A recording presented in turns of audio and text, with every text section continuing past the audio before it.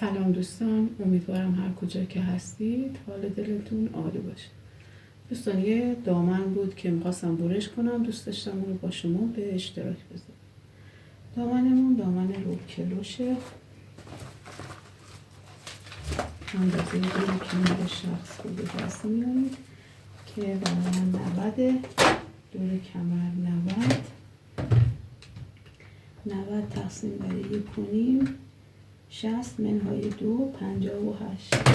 بعد پارچه رو به صورت 3 گوش پهن میکنیم و 58 حالت کمان 58 رو علامت میزنیم و با 1 سانت جای دوغ براش و قد اصلی رو به دست میاری با جای دوغ که برای من زده و اون رو دوباره به حالت کمان علامت میزنی و برش میکنی. ممنون از شما. دوست داشتم این فرمول دامن روکلوش رو براتون بگم. ممنون، دوستتون دارم. خدا نگهدار.